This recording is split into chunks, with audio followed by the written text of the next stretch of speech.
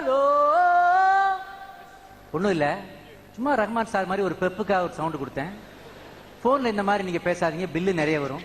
இப்போ நான் மேடைக்கு அழைக்க போகிறது நண்பர் வடிவேலு அவர்கள். இந்த படத்தில் நான் என்ன பண்ணுறேன்னா எதுவுமே பண்ணல. அதே மாதிரி வடிவேலு இந்த படத்தில் என்ன பண்ணுறாருன்னா அவரும் ஒன்றும் பண்ணல, ஒண்ணுமே பண்ணல. ஆமாம். எதுக்காக ரெண்டு பேரும் வந்திருக்கோம்னா அங்க ஷூட்டிங் இல்ல. அது ஒண்ணு, சூப்பர் ஸ்டார் மேல இருக்கிற அன்பு உனக்கும் எனக்கும், இயக்குனர் சங்கர் மேல இருக்கிற அன்பு, சன் பிக்சர்ஸ் மேல இருக்கிற மரியாதை. ஆமா ராசா, ஆமா ராசா, அதுக்காக ஆமடிய தங்கம். அப்படியே உண்மையை புட்டு புட்டு வைக்கிறா ராசா. என்ன நீ நானும் ஒரு 5 கிலோமீட்டர் அங்க நிக்கிறோம். என்னடா பண்றது, ஸ்டேஜ பெருசா போட்டாங்க, என்ன பண்றது? என்ன தப்பு. இந்த பாரு நடுவுல ஒண்ணு வருது பாரு. யார் அது? யார் ரா தம்பி? பாத்ரா பாத்ரா. என்ன இட்லிக்கிற வைக்கிறானா? இல்லப்பா, அடுத்து ஆட போறாங்க. ஏய் ஏதோ ஆப்பா வியாபாரம் பண்ண போறான். ஏய் யாரா? ஏய் வடிவே, அவன் கிடக்கிற சின்ன பையன், என்ன ஏஜ்னு தெரியல, நம்ம பாட்டுக்கு ஏதாவது சொல்லி பிரச்சனை ஆயிட போகுது. கிடைச்சிருக்கானா 35 வயசா இருக்க போகுது கடைசியில். எந்திரம் மிகப்பெரிய எதிர்பார்ப்புக்கு மத்தியில ஆடியோவுக்கு அவ்வளவு பெரிய எதிர்பார்ப்பு. வடிவேலு வெளியே போய் கேட்டா சிடி கிடைக்காது. பொதுவா மலேசியாவில் ஃபர்ஸ்ட் சிடி வரும், புரிஞ்சா புரிஞ்சுக்க, புரியாட்டி போ. பட் இதுக்கு ஆத்தன்டிக்கா அவங்களே வந்து சிடி எங்க ரிலீஸ் பண்ணிருக்காங்க. இப்பவே வெளியே போனா சிடி கிடைக்கல, அந்த அளவுக்கு வித்து தீத்து இருக்குதுன்ற ரிப்போர்ட் இப்பதான் வந்திருக்கு. அதுக்கு ஒரு மிகப்பெரிய கரவசத்தை கிடைக்குமா கொடுப்பாங்கன்னு நினைக்கிறேன். சோ உன்னுடைய நினைவுகளை நீ இந்த மேடையில பகிர்ந்துக்கணும்னு நான் கேட்டுக்கிறேன். எல்லா பெரியவங்களுக்கா இங்க அமர்ந்திருக்க பிரம்மாக்களுக்கு எல்லாருக்கும் என்னுடைய முதல் வணக்கம். அதாவது ரொம்ப பிரமிப்பா இருக்கு இந்த நிகழ்ச்சியை பார்க்கறப்ப. இந்த எந்திரன் படத்துடைய கேசட் விழா இதுவரைக்கும் தமிழ் சினிமாவில் இந்த மாதிரி இவ்வளவு பிரம்மாண்டமா யாருமே நடத்தினது கிடையாது. இந்த இடத்துல ரஜினி சாரை பத்தி நான் ஒண்ணு சொல்லணும். நம்ம ஊர்ல எங்க தமிழ்நாட்டில் சொல்றேன், நான் இங்கே கிடையாது, அங்க ஒரு பஸ்ல இடம் பிடிக்கிறா இருந்தா கூட அந்த பஸ்ஸுக்குள்ள என்ன செய்வான், அவன் டப்புன்னு துண்டு தூக்கி உள்ள போடுவான். அந்த பஸ் படியில் ஏறதுக்கு முன்னாலே ஜன்னல் வெளியே என்ன பண்ணுவான், துண்டை தூக்கி உள்ள போடுவான். காலில் போட்டு 2 செருப்பு எடுத்து, மாப்பிள்ள உனக்கு ஒரு இடம் எனக்கு ஒரு முதல் சீட்டில் ஒன்று, இன்னொரு சீட்டில் ஒன்று போடுவான். அப்புறம் உள்ள ஆடு மாடு ஒவ்வொரு சீட்ல ஒன்று உள்ள தூக்கி போட்டு உள்ள ஏறதுக்கு முன்னாலே சீட்டை புள்ள பண்ணுவான். இது அங்கே நிறைய நடக்கும். ஏன் இவ்வளவு, ஏன் நானே என் வேட்டியை வந்து ஒரு சீட்டில் போட்டேன், உள்ள போய் பார்த்தா ஏன் வேட்டியை காணாம், எவனை ஒருத்தன் உட்காந்துருக்கேன் அந்த இடத்துல. என்ன வந்து உள்ள உத்து பார்த்தோம்னா வேட்டியை உள்ள கட்டி அவன் வேட்டியை வேலை கட்டியிருக்கான்.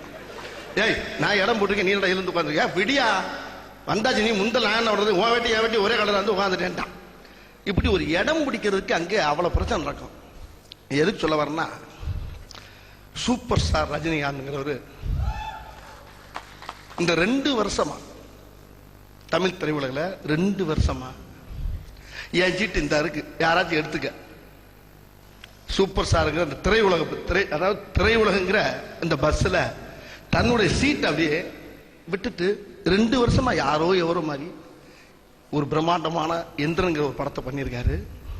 ஆனா அந்த சீட்டை புள்ள பண்றதுக்கு எவனுமே இன்னும் பிறக்கல. காரணம் அவருடைய உழைப்பு, அவருடைய வேலை. ஏன்னா அந்த சீட்டுக்கு தனி மரியாதை. உண்மையிலே ஏசியாவிலே அவர் யாருப்பா, ஜாக்கி ஜானா. ஆமா, அவர் முந்திதான் ஜான், இப்ப கொஞ்சம் வளர்ந்துருப்பாருன்னு நினைக்கிறேன். அவர் முதல் சூப்பர் ஸ்டாரு, இன்னைக்கு 2வது சூப்பர் ஸ்டார் இன்னைக்கு அண்ணன் தான். உண்மையில இவர்னால இன்னைக்கு வந்து தமிழ் திரையுலகமே பெரிய பிரம்மாண்டமா ஆகிடுச்சு. இன்னைக்கு இப்படிப்பட்ட ஒரு சூப்பர் ஸ்டாரை, அதாவது இன்னொரு சன் டிவியை பத்தி ஒன்று சொல்லணும். அந்த இடத்துல அந்த காலத்துல ஔவையார்னு ஒரு படம் எடுத்தாங்க.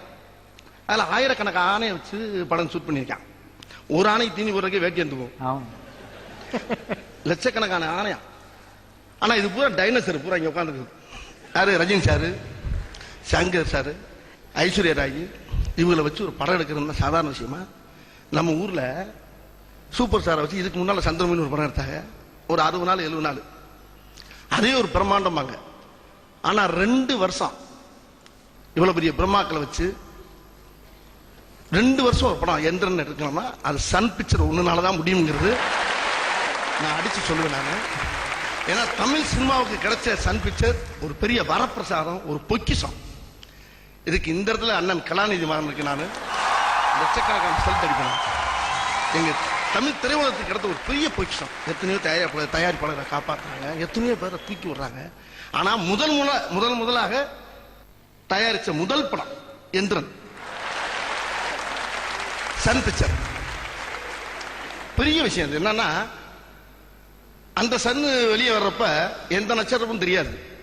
ஆனா அந்த சன்னு வெளியே வர்றப்ப அவ்வளவு நட்சத்திரமும் பட்டு பட்டு பட்டு பட்டு பட்டு. Super super super. இதுக்கு கேட்கலன்னா எதுக்கு தட்ட போறோம்? சூப்பர். நேத்தே முடிவு பண்ணிட்ட போல இருக்கு. இல்லடாப்பா, எழுதி ரெடி பண்ணிட்டேன்.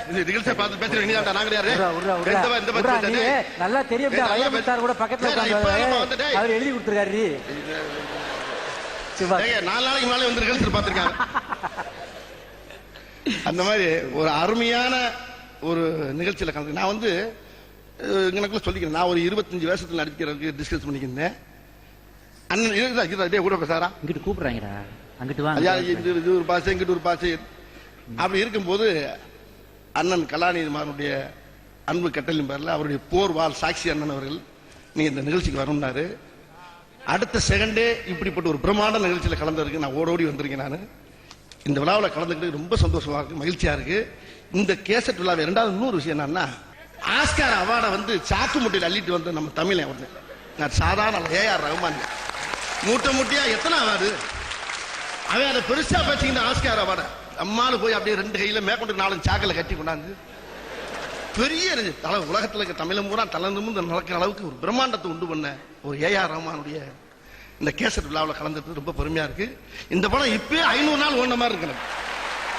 இது ரிலீஸ் முன்னால என்ன ஆக போகுது, எத்தனை ஆண்டு ஓட போகுது, மிகப்பெரிய வெற்றி அடையும் சொல்லி ஆண்டவர் வேண்டிக் கொண்டு இந்த நிகழ்ச்சி என்னை கூப்பிட்ட அண்ணன் கலாநிதிமாரன் அவர்களுக்கும் அண்ணன் சாட்சி அவர்களுக்கும் என்னை மனமார்ந்த நன்றி எடுத்து எல்லாரும் பார்த்து ஆமா அப்படி ஒரு வாக்கிங் போயிட்டு வரலாம், நிறைய இடம் இருக்கு. நன்றி வடிவேலு அவர்களுக்கு ஒரு நல்ல பலத்த கரகோஷம்.